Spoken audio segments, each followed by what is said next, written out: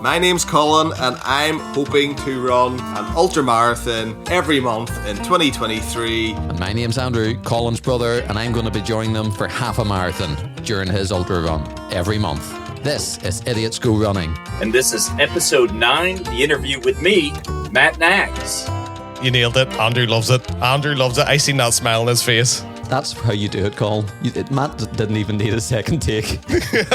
I told you, Matt. Andrew, we were chatting before the show and I said, Matt's going to take over my position because you two are going to take over the Idiots Go Running.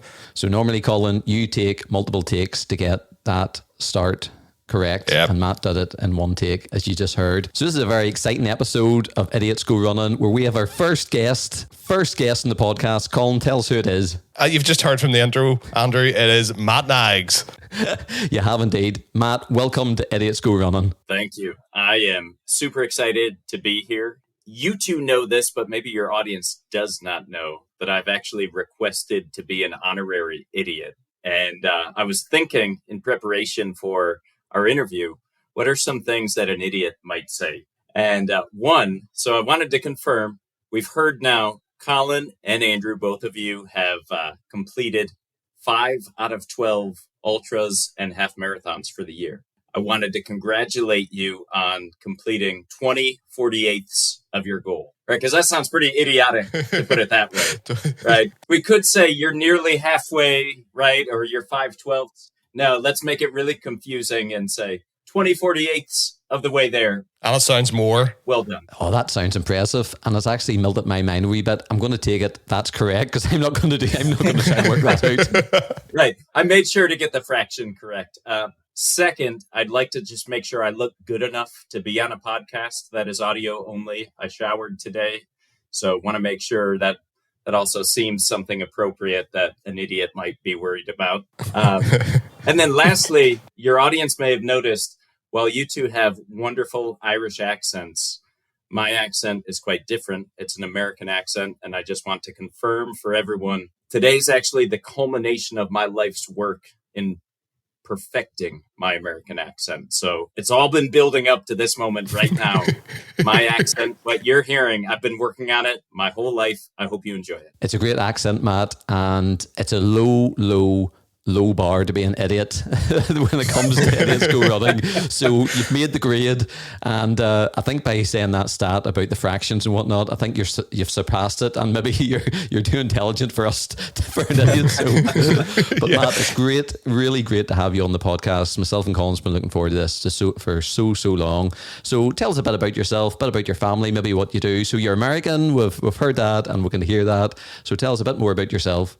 So I am 38 years old at present. In fact, Colin and I discovered we were born 2 weeks apart. I hope that's okay. I just told the audience how old Colin is. Who's older? Who's younger? Clearly, Colin is older. Yeah, yep. You can tell in the way he carries himself. Yeah, it's on a podcast. You can tell by the voice. You know, you get my older, more experienced voice. I think is that what it is. That's what you were getting at. Not the physical look of a withered old man. No, I would say it's definitely your maturity level. You display at least 2 weeks more maturity in life than I do, clearly. Wow. So, that's quite a compliment. I don't think we've actually give our age out before on the podcast. So both of you are 38, and if you're curious, I am 40. I was 39 a few months ago. I'm now 40, so I'm in a different decade than yourselves. Do you remember I asked you this year, Andrew, what were we doing for your 40th birthday?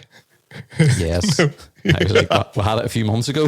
I think we already had your 40th birthday. Anyway, Matt, continue.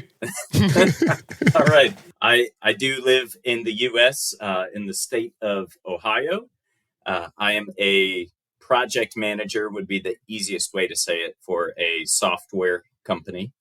I am a father of 3, married for, it'll be 15 years this summer, actually. In fact, today is the last day of school for my children, so they're quite excited. And I get into running quite a bit, I guess you could say.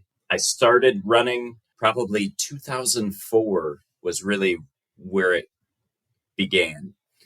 In 2004, or leading up to that, I was actually into competitive bodybuilding, or at least trying to be into competitive bodybuilding. And so at that time, I was weight training quite a lot. I was eating quite a lot. And then I got mono. So when that happened, I continued eating a lot while doing absolutely nothing. And I shot up to a weight that was nearly double what I weigh today over the course of a year.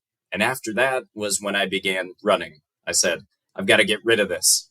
And I changed my whole lifestyle back then. Had been running pretty consistently up through 2014, which was when I decided to run my first half marathon.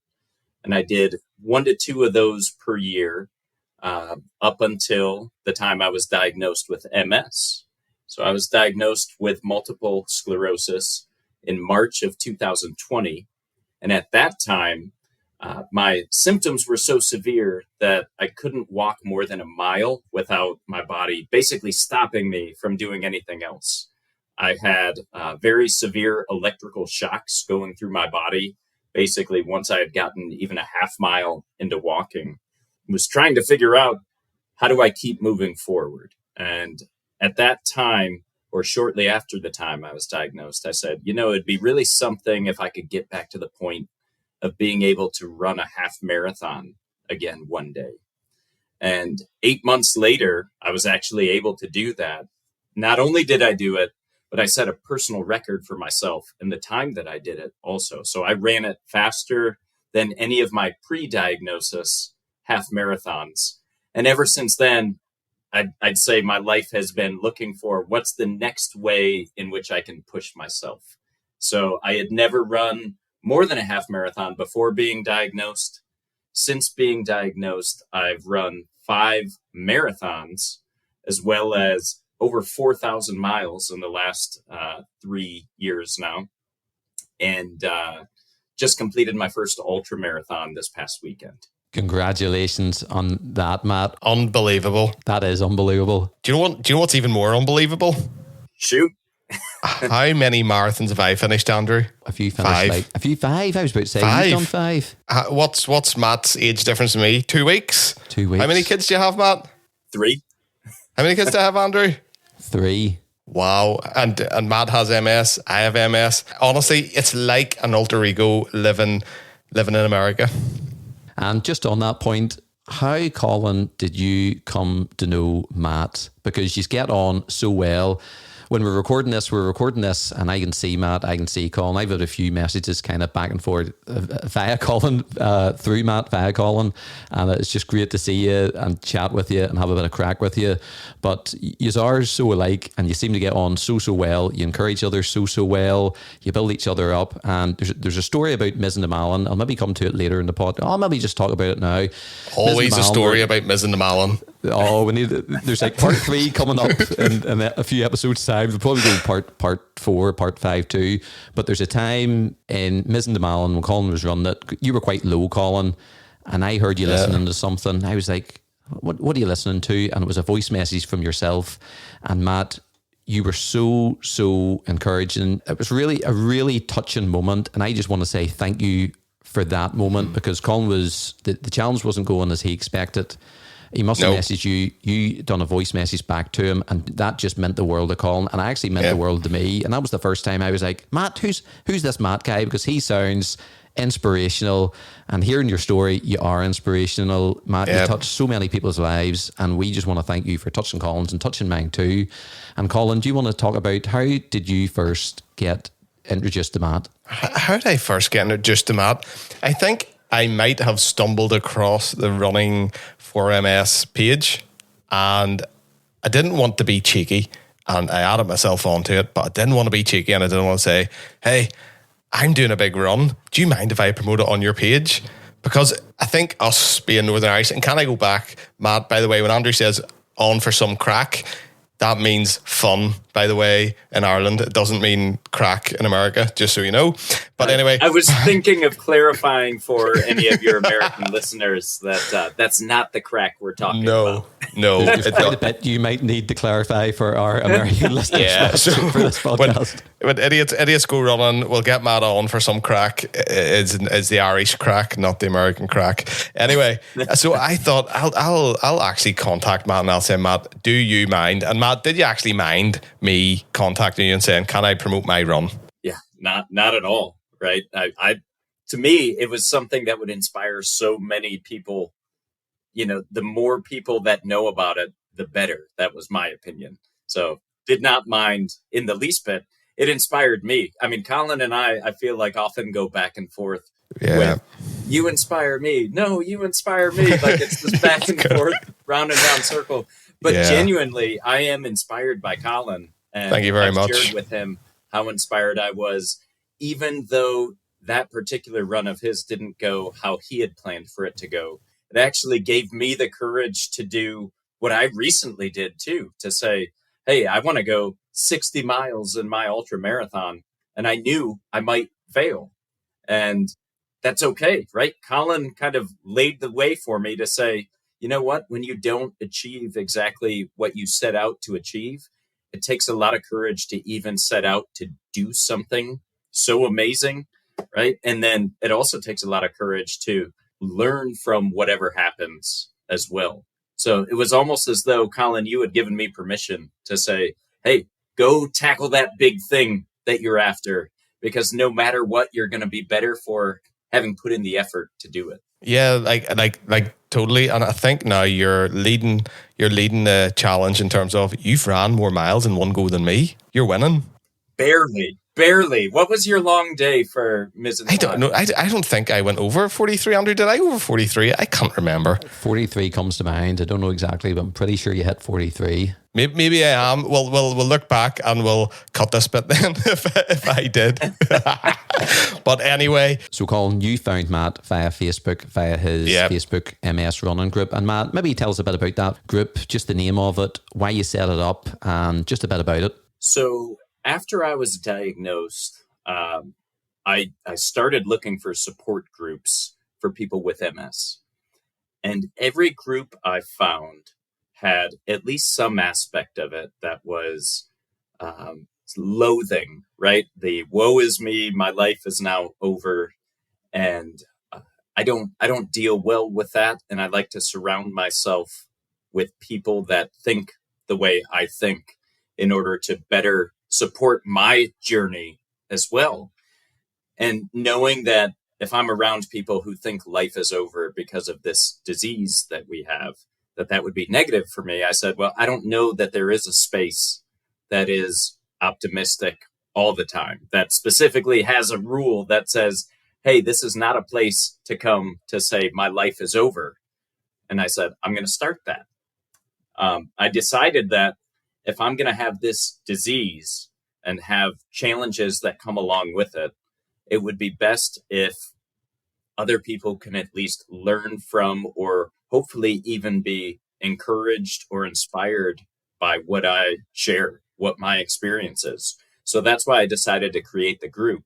I said, hey, if this group exists and at least one person can benefit from what I'm doing within the group, then it will have been worth it. And now I say, it's not my group. Yes, I happen to be the one that started it, but I like to think it's our group. It's a group of, now we have over 420 people in the group from all over the world. Obviously, that's how Colin and I got to know each other.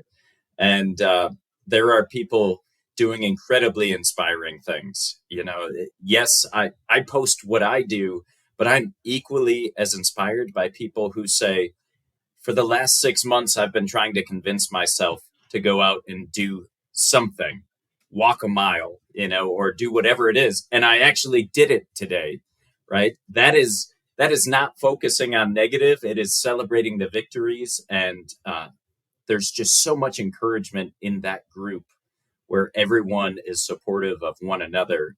It's incredible. Yeah. And you know what, Matt? You're not just saying that. With me being in the group, it is a place where if someone posts something like, oh, I've really, I've only been able to go this far, or I've increased my time by Z amount, or like other people who do triathlons in the group, you can't help but give a positive response. Like I have never once went on to a comment or unliked anything, or there was any negativity.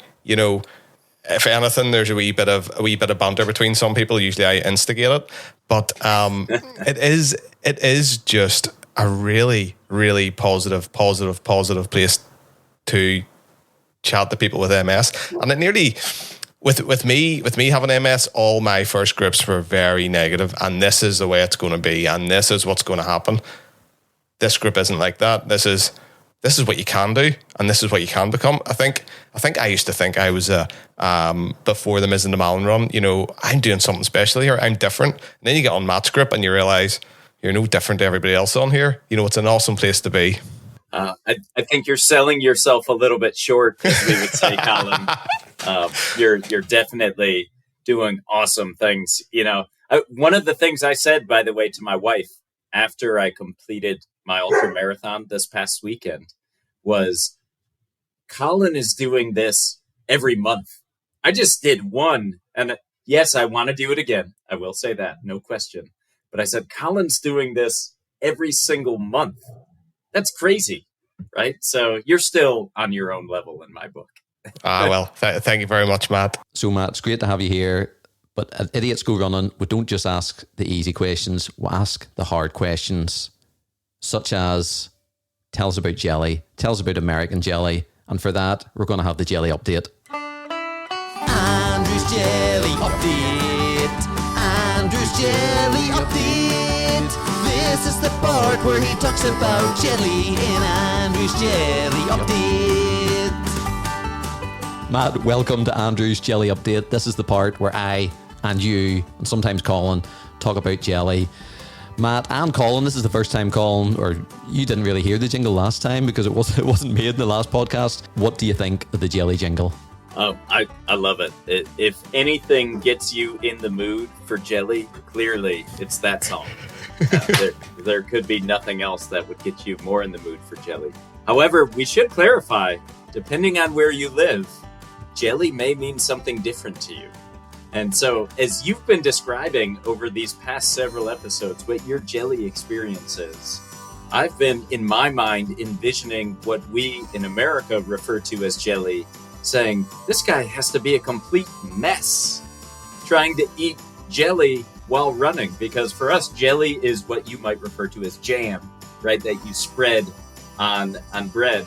And it's actually really gooey and messy. It would drip all over the place if you were to try and get it out of a jar. That would be a nightmare, actually. Now you say that. If you had, you're right, we call it jam, you call it jelly. So every time in this podcast where I've mentioned jelly, people in America are probably thinking jam or jelly, as you say. So that puts it, that's a totally different context, because we do have international listeners, we do have American listeners. Matt, you're one of them, might only be the only one. No, there's a few out there. So just to clear it up for us who don't understand what do you call your jelly then, if you know what our jelly is? So what my research has told me is that what you refer to as jelly, we refer to as Jell-O. So this would be like a gelatinous dessert that can come in cube form, right? And it's, typically sweet fruit-based, usually made by mixing gelatin powder with water. So hopefully that's what we're talking about. The penny has dropped for a lot of people now that you explain that. People's going, that's what he means. Still doesn't make sense to do it and eat it during a run, but that's what it means. So Jell-O then. Yeah, right. You should rewrite your jelly update to the Jell-O update for this episode, Andrew. That's right, the American version. The American version. An Americanized version of the jelly update song might sound like. You have the office and then you have the US office. You might as well have the UK jelly update and the US jelly update, Jell-O update. Jello update. Andrew's Jello update. This is the part where he talks about Jello in Andrew's Jello update. Do you get it in like blocks, Matt, or is it a powder? Jelly, which we call Jello, it comes in a box of powder that we mix with water. So you don't get a block? So we get like a block, which is, what would you say, wobbly and quite concentrated. And we put it in a bowl. It's turning into a cooking show now. We put it in a bowl, you add hot water, and then you leave it to set overnight or for a few hours, and then there's more jelly of the jelly. So the stuff I eat is really, really concentrated jelly. So when you're listening to me eating jelly, what's your Jello? What's your thoughts, Matt? So I imagine it being more similar to Turkish Delight. That's kind of the consistency I am imagining, which admittedly, as an ignorant American, my main exposure to that is through the Chronicles of Narnia. That's a great show. Yes. A great book series. You used to, or you don't understand. I see chatting to you two separately. It's like you're just into the same movies, like Marvel. Don't get Andrew started on Marvel. Love Marvel, Matt. I believe you're a big Marvel, right? We're gonna this is gonna go all over the place, but Marvel. Tell us a bit about Marvel. Because Colin's not into Marvel, and I love Marvel. I tell you where I stand from in Marvel, Matt. Every time a new film's released, I need to see it within the first few days so I don't get spoiled online. Right. I have fallen a little bit behind when it comes to that, but I'm still quite the Marvel fan, I would say. Just enjoy the movies quite a lot. I actually use Captain America as my alter ego. I frequently tell my kids that I'm Captain America. So yes, in fact, I went to a Captain America restaurant, believe it or not, in Ireland. Right. No. So you've been over to Ireland before? I've been not to Northern Ireland yet. Colin and I have discussed this. Yeah. That will happen at some point in the future. But I have been to Dublin and to Cork as well. And in Dublin, there was a Captain America restaurant. Wow. I don't know why, but yeah, I believe it was called Captain America. It had maybe 3 pictures of Captain America in total in the restaurant, and nothing on the menu had anything to do with Captain America whatsoever. Welcome to Ireland. Yep, that sounds like us. And then the thing, your alter ego with Captain America, you go in, you're on the. Would you believe? Also, you're on the same infusions as me. So, we're both on the same path. What do you wear into your infusions? Yeah, You'll love this, Andrew. You'll love this. So I go in twice a year to get an infusion. It takes usually about 3 hours to do this. And when I go get my infusions, I am dressed in a Captain America costume, typically. That is amazing. You know, because it's my super soldier serum, right? And so I've been doing this now. It'll be 3 years this summer. And the entire staff recognizes me every time, Brilliant. Captain America's back, right? I can't believe I'm the only one that goes to get an infusion dressed as Captain America, honestly, because to me, I'm just telling myself, yeah, this is why I can run as far as I can run. I'm getting my super soldier serum, right? That's what I tell my kids. Dad is so strong because of this, right? So it's a way to, try and have some fun and make something that some people might see as a negative something really positive and fun for a nerd like me who loves Captain America. That is brilliant. And I have to ask the question, Matt, do you bring the shield with you? Oh, I have not done that yet. But wow. I think you have thrown the Infinity Gauntlet down, Andrew. This is horrendous. Do that. Yeah. Colin, if you want to take off for 5 minutes, we'll be right back here. I told you. I will get my P45, what we call over here, which is my form that says I no longer have a job on this podcast. So I believe you had asked the question about jelly, though, and what my preference would be, right? So my preference, I can't say would be to never eat it while running, because I am someone who says you can't say no to something until you've done it at least once. Yep. So that being said, I can at least speak to what are the Jell-O flavors in America that I enjoy. although admittedly I have not had any while running. My favorite would be black cherry. That is my favorite Jell-O flavor. We actually do have molds that we, can form the jelly or Jell-O in. Now you've got me calling it jelly. So, Andrew, you'll love this. I have Star Wars molds with Stormtrooper and Darth Vader heads where you can form the jelly in that shape. This is the way. Absolutely. Absolutely. So you like Star Wars too? We love a bit of Star Wars. Colin's just, I don't know what he's thinking at the minute. I knew this would happen. Saying, let's get back to running. I knew this would happen, Matt. Next time you come over to visit, can you bring those molds with you? Or Colin, can we go and visit Matt? Because at one stage, us three need to be in the same location, because I just think that would be absolute magic and gold. And maybe all of us could go for an ultra marathon run, and I can go for a half marathon. That would be awesome. Yeah. That would be awesome. Now, while we're on the topic of jelly, we've got the jelly jingle now. And I have to ask, who's the banjo player and who is singing? Is this the two of you doing this performance? Colin played the banjo and I did the singing. Awesome. That's not true. That's not true at all. No. It's Colin didn't hear the jelly jingle at all until I uploaded the episode. So he really didn't have any idea. Everybody heard it first. Everyone heard it first. I had so many ideas about the jingle and I was like, I don't know what to do and I've no time. So I went on to a website called Artlist and it's royalty-free music. You sign up for it, royalty-free music. And I went through so many songs. No way sometimes if you hear something, it's just, that's it. And it's the one. It's uplifting, it's fast. And then I would like to say the lyrics just wrote themselves, believe it or not. Really, Andrew?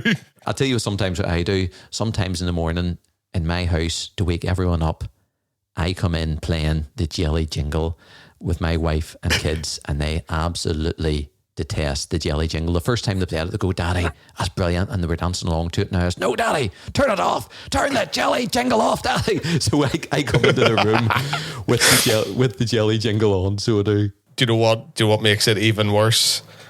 Do you know what my ringtone is? It's the jelly jingle.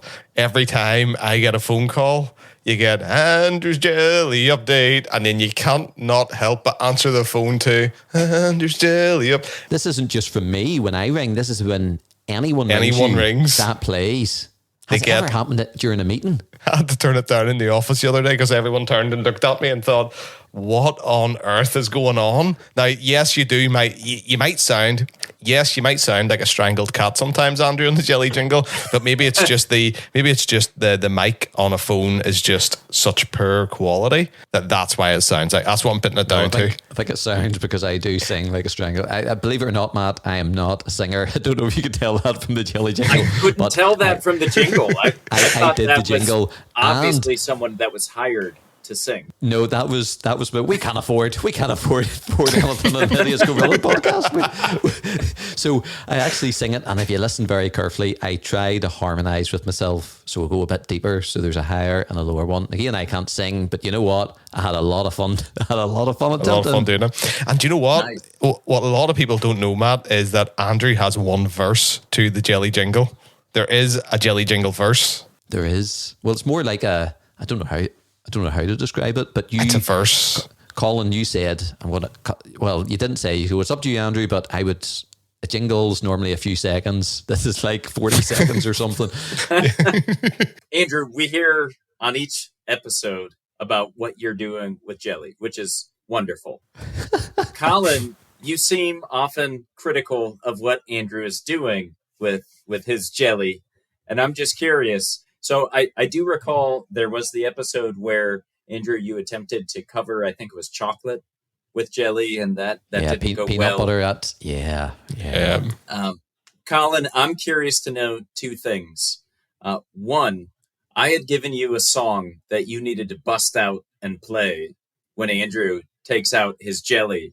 So I want to know if you've done that yet, or should we surprise Andrew with that at some point in the future? Maybe a second jelly jingle. Look at his face. He is just excited to hear what this song is. And you know, Matt, I didn't want to give him any ideas, but he seemed to just go rogue and do it himself. But no, I never let him listen to it. You even sent me the clip, didn't you? You sent me the wee snippet of it. Yep. I need to know. I need to know. I don't think he's ready, Colin. I don't think he's ready. When we release it to everybody, I will add it into the podcast, Andrew, so you can join the club, but you don't get to hear anything until it goes live. Well, you say that, but I'm the one that edits the podcast, so that could be a bit of an issue, Colin. So this particular song would not be royalty free. Right. So, we might have issues with that then to put it in the podcast. But we could, if you wanted to sing it, we might get away with that. Oh boy, that's putting us on the spot. That is. There's a high singing bar in Idiots Go Running, as you've already heard several times in this podcast. So I'll be honest with you, Matt. I don't think he's ready. I don't think he is ready for. No, he's not ready jelly. for this jelly. No. I think I might know what this song's about. I think the listeners might also know what this song's about. So just wait. So we're obviously talking about the Beyonce song. I don't think you're ready for this jelly. So Matt, my question back to you is, why is she not singing I don't think you're ready for this jello? Or does she actually mean American jelly? Oh, bounce back question. Didn't see that one coming. Really, it's a question for Beyonce, but as we don't have her on the podcast, Matt, the nearest thing. I am the resident Beyonce expert. As the you probably haven't heard American this before, but you, as the nearest thing to Beyonce, take it away with your answer. Oh wow. Well, if I had to guess, let me put myself in Beyonce's mindset when she wrote the lyric. Clearly, she was not thinking about food at all, because as the song goes on to say, she's talking about her body being bootylicious.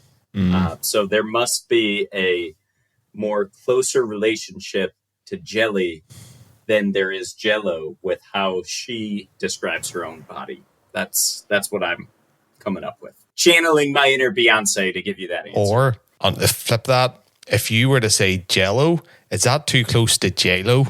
Ooh. That's a good point too, Colin.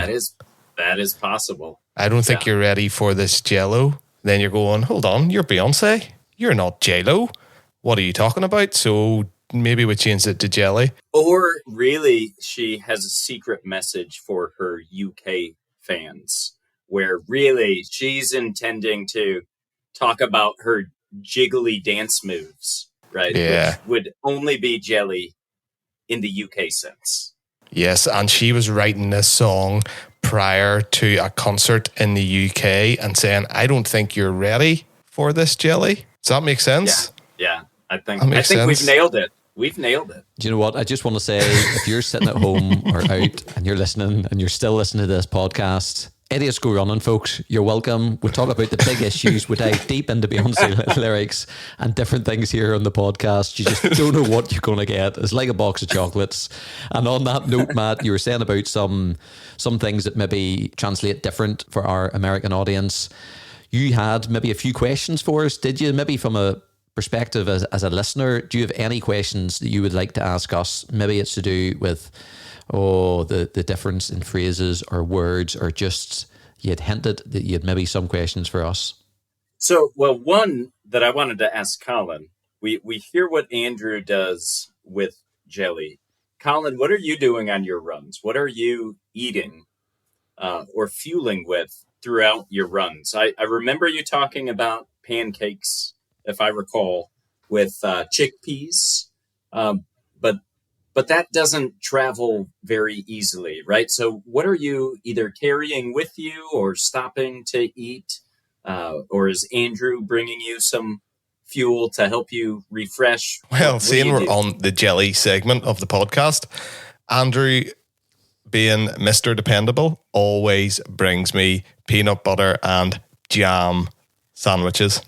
So Andrew turns up, gets out of his car and hands me a freshly wrapped pack of peanut butter and jam sandwiches. So that's my wee perk to give me a bit of energy. The pancakes, yes, the chickpea. It's actually chickpea juice, we said in the previous podcast, which is called Aquafaba, which is right. which sounds better than chickpea juice. Let's go for it's. I forgot all about that conversation. It's Aquafaba pancakes. So pancakes are class, really, really good. And I would keep them in a wee container, just the size of your hand. Put them in my box, and then. They're okay. Do you know what? They're really nice when you're running and you stop. You can't run and eat. You cannot run and eat, Matt. Did you experience this on your ultra? Did you try to eat solid food while on the move? So I was typically walking while eating solid food. I have run while eating as well, though. If I'm really focused on speed, like for a marathon, I do sometimes eat solid food while running. Usually dehydrated fruit bars. They're relatively easy to eat while running.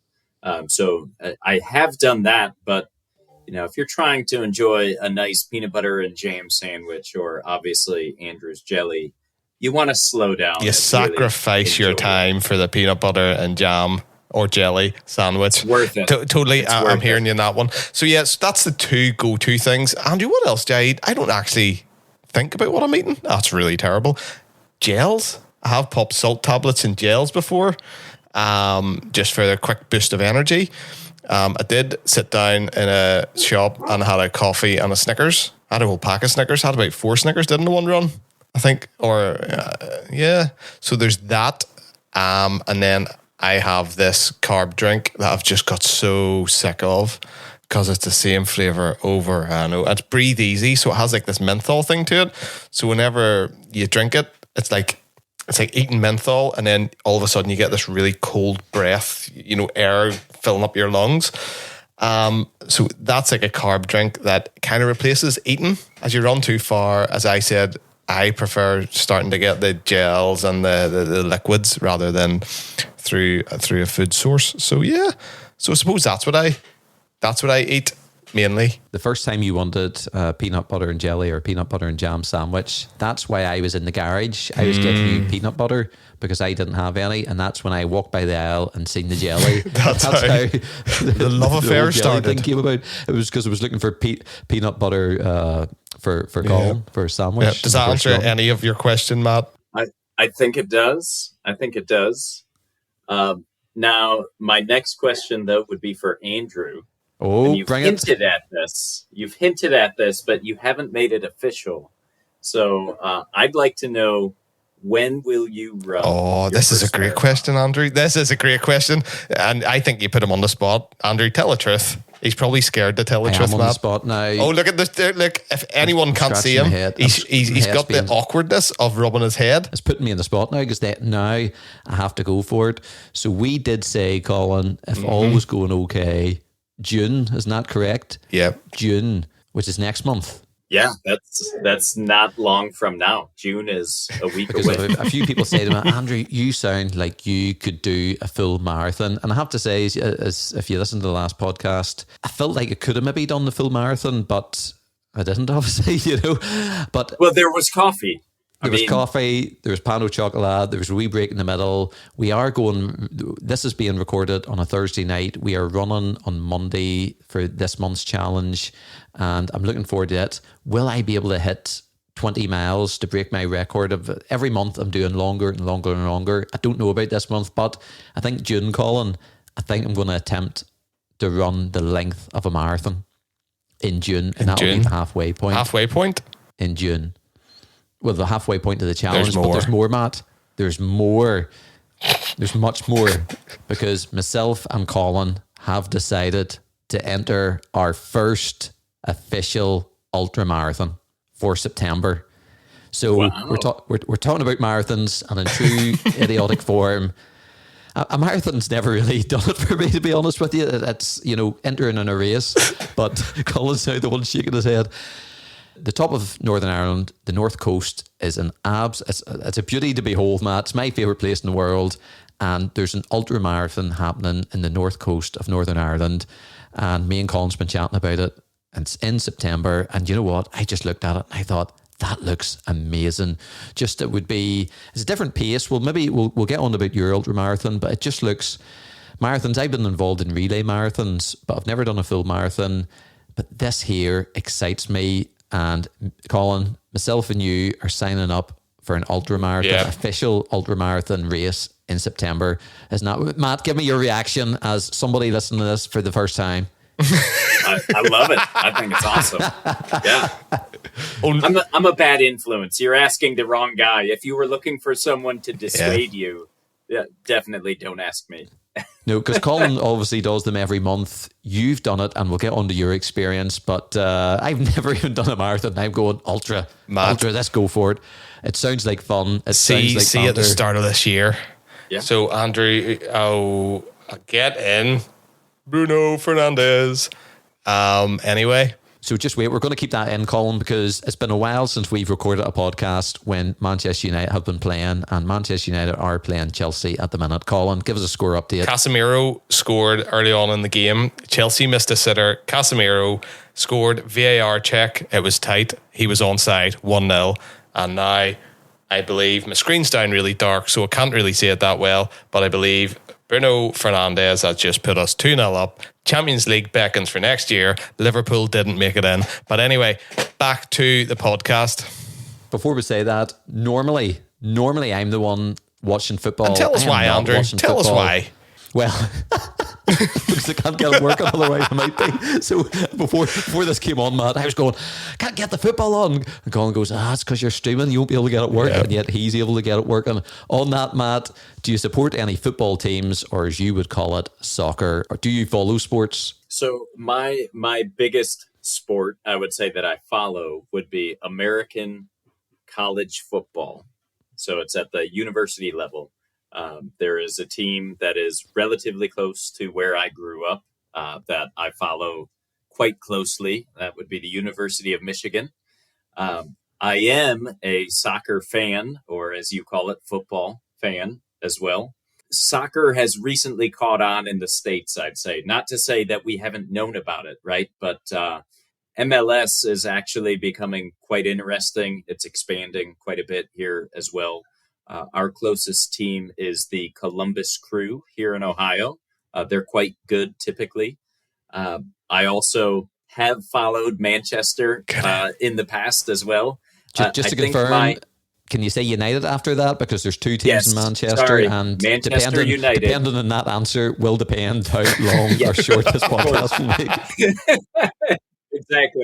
Exactly. So I think what got me interested in Manchester United was in the 1990s, I downloaded FIFA 96 onto my computer at the time. This was in the early days of PC gaming, and the free team was Manchester United. So it was like an all-star team too. Solskjaer, like all these like great, awesome players where I was like, wow, this is really cool. So I actually started trying to follow them for real, which was not as easy given that, there was not internet TV at the time. So trying to read everything that happened was a little less exciting than today when you can actually watch a game at any time.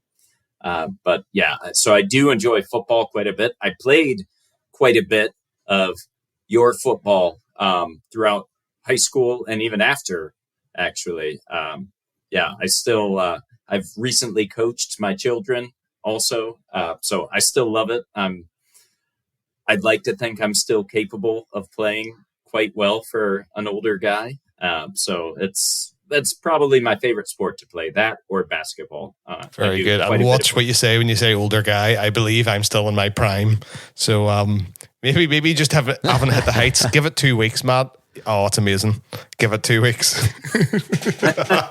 Tell us a bit about your ultramarathon. This is Thursday night. On Saturday, you did your first ultramarathon. Tell me about your experience. What was the format of it? What did you think going into it? Have you got any tips for Andrew? I need a lot of tips, Colin. Yeah. So let's see where to begin. Tips for Andrew. One, I would say run your own race is an important tip for anyone who's listening as well. If you are running an ultramarathon or any other race, and you're concerned with what the people around you are doing, and you're comparing yourself to what they are doing. You have to do what is going to work best for you. And you'll learn that even more so as you continue on your training as well, because that includes down to how will you fuel during your ultra marathon. Oh, we all know that, Matt. We all know how I'm going to feel during that, Matt. I walked right into that one.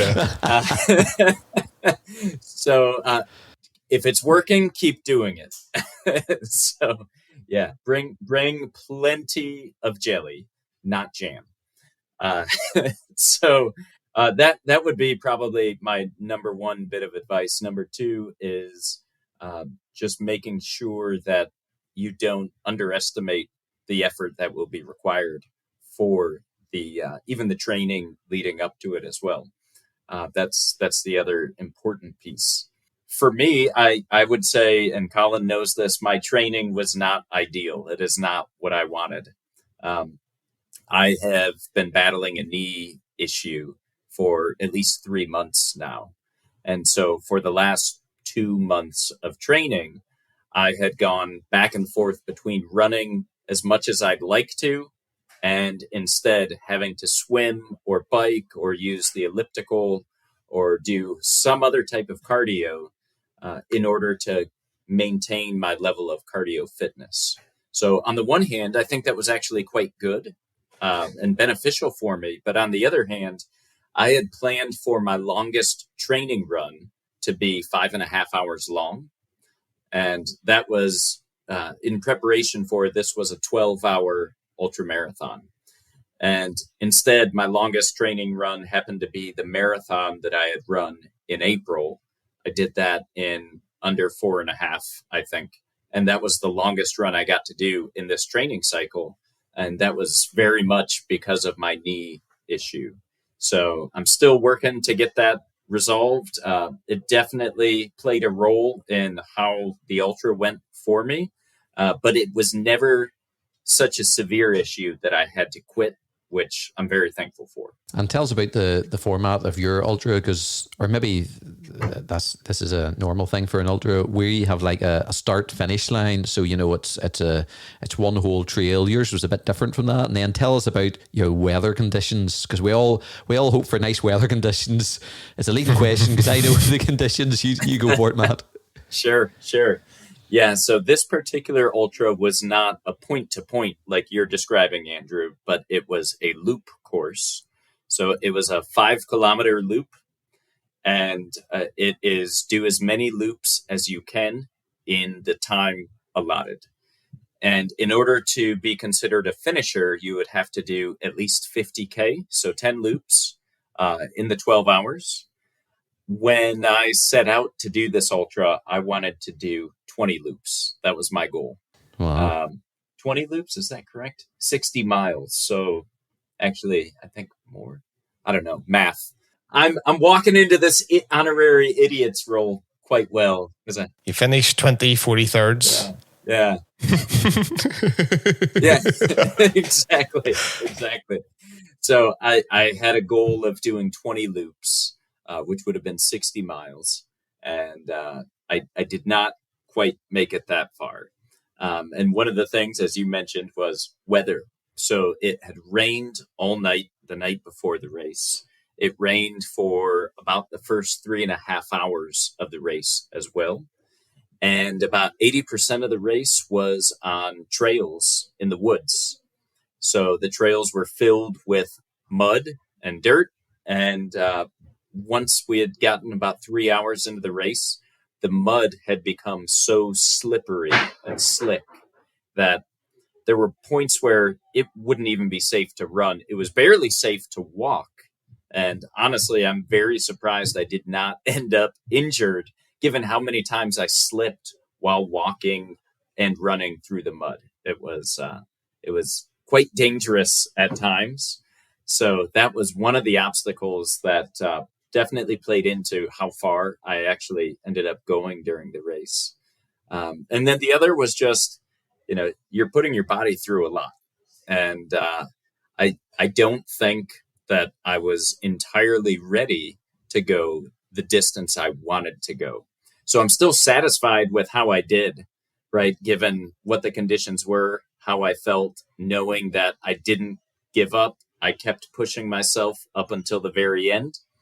Now I'm just working on what can I do differently and better the next time around to be able to go farther without my body fighting me, telling me, no, you're not going to do that, even if you want to. Because that's a mental game that you play over an endurance challenge like that of, okay, I hear what you're saying, body, but no, I'm in charge. We're going to do this. And, I look forward to the next opportunity I have to get to see how much more I can do. It's so addictive, Matt, isn't it? Absolutely. Yeah. See, here I go, idiot again, nodding my head in agreement like the audience can Matt hear. is nodding his head. There's definitely an addiction to it that when you push yourself so far and you finish it and you're wrecked and you've got nothing left. How quickly did you want to book another one or go back again or do it again? Was it like instant, or did you give yourself a few days? Oh, no, I knew even before the race was over that I wanted to do this again.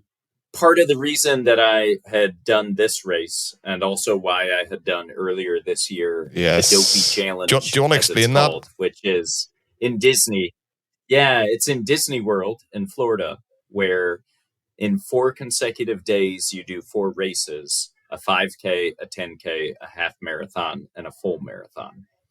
So my wife and I actually did those races together. It was And is this in Disney then, the actual in Disney, while all the rides are still going and the crowds are there? So that's what makes this particular challenge quite challenging. The races start at, I think it was at 4 a.m. because they need to be completed for the most part by the time the parks are open. So, we were waking up at 2:00 in the morning in order to do these races. Wow. So you're running around Disney in the early hours and it's all shut down, or maybe there's lights going. They have lights on, they have music, they have characters along the course. The characters are out. Oh, yeah. Can you give them high fives when you're running, or can you take a selfie? Can get high fives. You can get your picture with them. We got tons. Andrew, my second half marathon was in Disneyland, and it was the Avengers half marathon, where, of course, I dressed as Captain America and got to see Captain America while I was running. So, I mean, it was great. And then my next follow-up question, do you go to the park afterwards then? Or do you, is that part of the tickets? We did. Or part of the... And I slept at the parks quite a lot as well. Because when you're getting up at 2 a.m. and trying to go to bed at 6 p.m., your body's not quite ready to sleep, right? I guess 4 days in a row then. Yeah, exactly. So I was sleeping in the middle of the day. I remember talking to you, Matt, during this, or texting you or contacting you, and it was that there. You finished, now you have to recover for the next one. You finished, now you have to recover. But your wife joined you in all these. And how many marathons, runs, half marathons, 5Ks had your wife done before this event? So she had probably done 5 half marathons in the years leading up to this, maybe more. For a while, we were competing in terms of who had done more half marathons. But she had never run a marathon before. And so doing the Dopey Challenge, it's not that her first marathon was one that she had trained and did, after a taper week or something like that. But instead, her first marathon was after a 5K, a 10K, and a half marathon in the 3 days leading up to it. So that is not easy. And the thing I love about that is that you, as a husband, are inspiring your family in a way. Probably you're bouncing off each other. You're both supportive, you're both pushing each other, and you're both just doing better together, so to speak. She'll tell you that the motivation for her to run that Dopey Challenge was, initially, she said, well, Matt wants to run it. I want to go to Disney World, so I'm going to go with Matt to Disney World. And then she had the realization, well, wait a minute. If Matt has to get up at 2 a.m, And I'm just going to go stand around and wait to see him run past me once during each race. I might as well run the race with him. So that was the thought process that led to her actually doing the Dopey Challenge with me. And I'm glad she did. It was so much fun for both of us. The really. photographs looked amazing, Matt. Absolutely amazing. The outfits also, for anyone who doesn't know, Matt isn't scared of a wee outfit here and there. Different outfit every day. Correct. Yes, we dressed like different Disney characters for each race that we did as well. So part of the motivation for doing that, and then the ultra marathon as well, those are all things gearing towards my decision to actually try and do a similar challenge, Colin, to what you had done with Mizzen to Milan, and that is in the U.S. There is a relay that goes across the entire United States. It's called MS Run the US. And they select 17 runners to run a segment where they are running for 6 or 7 consecutive days, doing roughly 31 miles a day. So I would be applying to do a segment where hopefully I'll get selected to do it, but to do 6 or 7 ultra marathons essentially in consecutive days. 6 or 7. Wow. So that's the next big thing, hopefully. And how often does that happen? They do it once a year. It starts in, I believe, April and ends in August. So you're going across America. It's relay teams doing 30 miles at a time. So you're part of a group of people and you take turns in 30-mile segments, correct? So not taking turns in 30-mile segments. It's you each person does between 160 and 200 miles. So an entire segment that is split into days, right? So one person will run for 6 days, 30 miles a day, and then they pass the baton off to the next person who's going to run 6 or 7 days for 30-ish miles each day. You could do that in your sleep. So that's one of the things I'm still trying to figure out, is knowing how difficult it was for me to walk even later that day after completing my ultra marathon, is asking myself the question of how am I going to be able to figure this out for 6 or 7 days in a row of running 30 plus miles, right? Figuring it out for me often comes later. It's accept the challenge first, you'll figure it out later. Right? You'll find that harder because you will feel a wee bit of extra pressure if you're in a relay team and so many people have completed it and you're taking over and you have to get to that next person. So there will be that wee bit of pressure probably on your back that you're not just doing this. And if you drop out, well, I've only went this far. It's like you could be potentially breaking a wee relay team. Oh, yeah. Yeah, it's a serious commitment. Not only that, but it's a fundraiser for MS research as well, and it has a pretty high requirement in terms of the fundraising requirement as well. So it's a big commitment. But I know you can appreciate that with what you did with Mizzen to Milan as well, and it's very public, highly publicized, right? For me, that's all part of the challenge, and also part of raising awareness. It totally is, and it's not only raising awareness; it's raising a lot of positivity about MS and multiple sclerosis.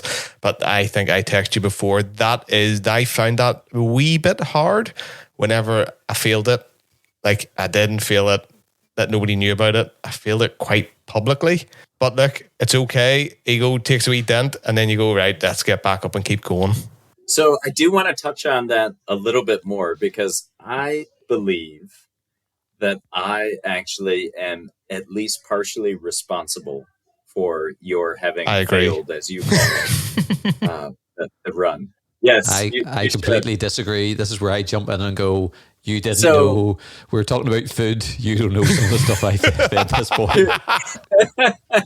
Well, Andrew, I don't know if you know this, but what actually happened was I attempted to call Colin at, I believe it was 6 p.m. my time, which was a big problem. I wanted to call Colin, see how he was doing, give him some words of encouragement. So I called Colin at 6 p.m. Normally, Colin and I are separated by 5 hours, but I happened to be on vacation in California. So we were actually separated by about 8 hours, which means his phone rang at 2 o'clock in the morning when he had already not gotten great sleep and was very tired. I think this was after day 2 of your challenge.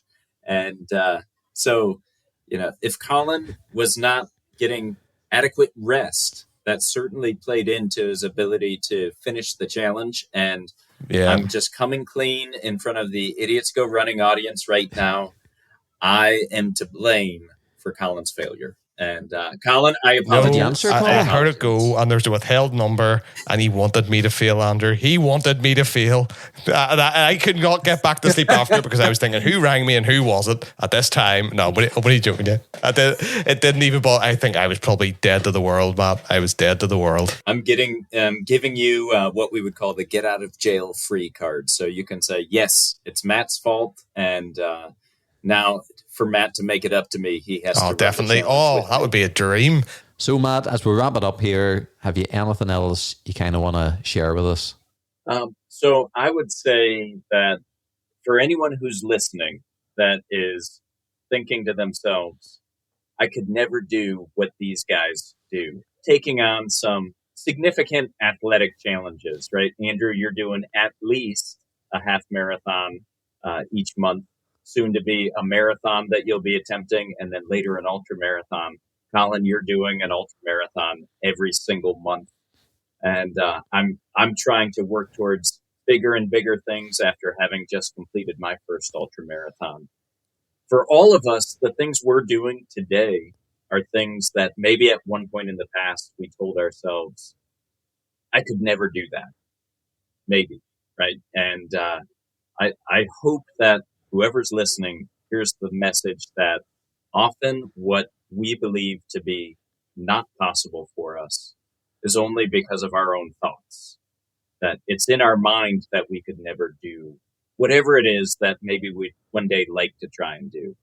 Colin, for you and I, we had an even bigger obstacle that presented itself to us to say, maybe you won't be able to do something at some point in the future. And we're both very fortunate that for whatever reason, that obstacle actually motivated us to try even harder, to do even more. So I'd just like to share and encourage anyone who's listening this thought that maybe not today, but as long as we tell ourselves we can, and we continue to work towards whatever our goals are, what we'll be doing in the future might be way more than what we ever thought possible. And so keep trying, keep working at things, and don't tell yourself that you can't, because when you do, you're going to be right. If I say I can't do this thing, I'm going to find all the reasons to prove myself right. But if I tell myself, maybe I can, or at least maybe I can try, then I'm going to be working in the right direction to start doing more. And more often than not, I'm going to surprise myself with what I'm able to accomplish when I take that approach. That is possibly the best 2 or 3 minutes we've ever had in this podcast, Colin. Isn't that right? And if you're listening to that, please rewind it and just listen to Matt again, because it's so inspiring. This podcast is a bit of crack. It's a bit of fun. We tell ridiculous stories.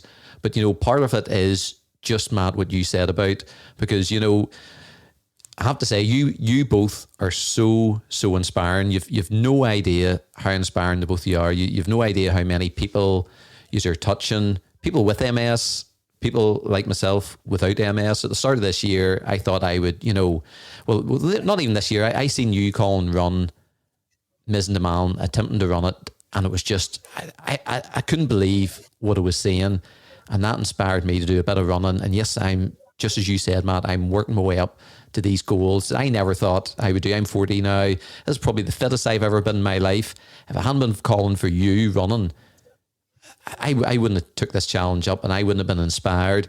Matt, I look at you And my goodness, when I go on, I'm not on social media too much, but when I go on social media and Instagram, I see you and doing the stuff you're doing. It's so, so inspiring. And I just want to thank the both of you. You're so alike. And the world needs people like you guys because you're just so, so inspiring. You've inspired me. You've inspired so many people. And I just want to take this opportunity to thank you both. It's just, it's brilliant to get to know. Well, I know you from all my life, Colin, but Matt, it's brilliant to get to know. It's brilliant to get to know you. And it's just, yeah, I just want to say thank you on behalf of everyone speaking. Just keep doing what you are both doing. And it's your positivity. It's your positivity of just, even if you get setbacks, we all get setbacks, how you overcome them and just your mindset to overcome these things. You're both inspirational. You really are. Can't thank you enough. Thanks, Andrew. Thank you. Yeah, This is a very deep part of Idiots Go Running. How do I follow up that? I can't, so I won't. No, but in all seriousness, like having MS is crap. But I suppose people would always say to you, if you were to able to go back in time and not get MS, that means I wouldn't meet Matt. So is MS worth meeting Matt? I think so. I think so. That's quite a serious comment. I wouldn't be offended if you said no. I would understand. Life has changed. Not only all my experiences changed, but you meet people. And like, there's people you connect with that you would never connected with. And sometimes you get dealt these hands in life and you don't see where it's taking you until you're there. And I honestly believe that I am where I'm meant to be. And speaking to you, Matt, I think us two over the past 2 or 3 months have connected in a weird way. Just chatting to each other, different countries, and me and Andrew, well, we've been connected all our life, unfortunately for him. But it's incredible. It's absolutely incredible, and I love every minute of the journey. Like, it's amazing. I often talk about our disease as a mixed blessing because, there's obviously bad stuff that comes from it. And I choose not to focus on the bad stuff. And instead, what you talked about, Colin, what we have an amazing friendship, honestly, from across all these miles, right? And I consider you a really good friend and an inspiration. And to your point, we wouldn't know each other if not for our shared experience and so many other people right, within the group that we're in as well, that I would never have gotten to know or be inspired by if not for that. I was curious to ask you, Colin, what is it that keeps you going, that keeps you pushing yourself forward? What would it be that you would say does that for you? Because I think often when we share those things, it helps other people to examine their lives and say, what do I have in my life that could really inspire me to do more than I think I'm capable of as well? So I'm curious to hear what it is for you that keeps you. I would say it hasn't stayed the same from the very beginning. Honestly, I think it's kind of developed it's migrated into new versions of itself. It's been developing. So, for example, I was diagnosed and all I wanted to do was be fit enough to play football with my kids or soccer with my kids when I was about 50. I didn't want to be the dad who sat in the touchline and watched his kids play football. I didn't want to be that person. Before I was diagnosed, I wouldn't have ran the length of myself. Played football, still pretty fit. I've mentioned it before in the podcast, but I'd never run.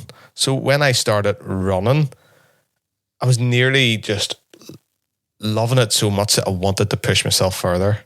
And then when I pushed myself further and I started talking to people, you could see people looking at you going, but how can you do that? And you could see them lighting up and wanting to know more. And then you could see, like, I would talk to Andrew and you could see Andrew going, this is incredible what you're doing. How are you doing this? And I don't know. But then you realize you start to maybe inspire people. So then that development for me wanting to play football with my kids when I'm 50, in my head, Matt, it sounds crazy, but that's a given. I don't care what you say. If nothing happens to me, if my life keeps on going the way it should be going, that's a given. To me, I've ticked that box and I'm not even 40 yet. That's the way I honestly feel.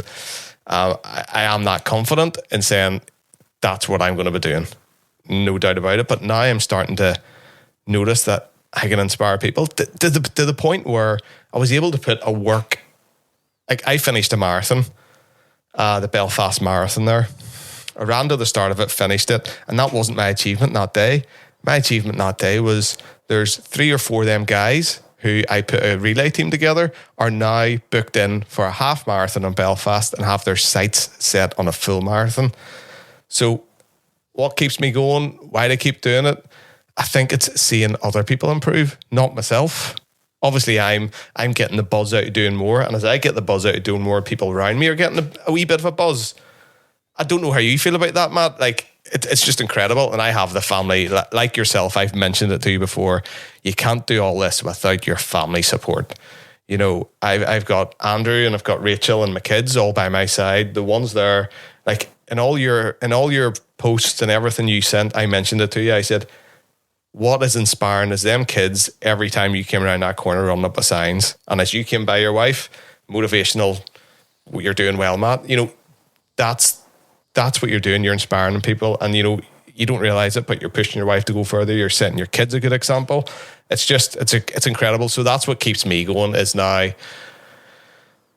nearly in a sit back way trying to help others. Did that make any sense whatsoever? Yeah, it really does. Oh, yeah. It really does. Yeah, I can relate, because there are times when I think to myself, well, I've been so public about what I'm trying to do and what I'm trying to achieve that, you know, some of the times when I am feeling less motivated, that can be a driving force of, no, even if I'm not feeling fully capable today, if I still go and do the best I can do today, that has the potential to encourage someone else to do their best today as well. And I can't tell you how much it means to me when I receive a message from somebody that says, hey, I just want to thank you for sharing what you're, you know, doing, because it's inspired me to do whatever else, you know, I'm working on as well. That's also, you know, it's affirmation of why we're doing what we're doing and sharing it as well. I think it's important, and you're definitely inspiring people. I know you are. You can't help but not inspire people, you know, just by being who you are, Colin. So it's awesome. But Andrew, watch out. You're going to do it too. So you're already doing it. You've got other dads listening to this who are saying, hey, I've got all the reasons not to push myself and start running. But wait a minute, Andrew's doing it, and he's about to do even more.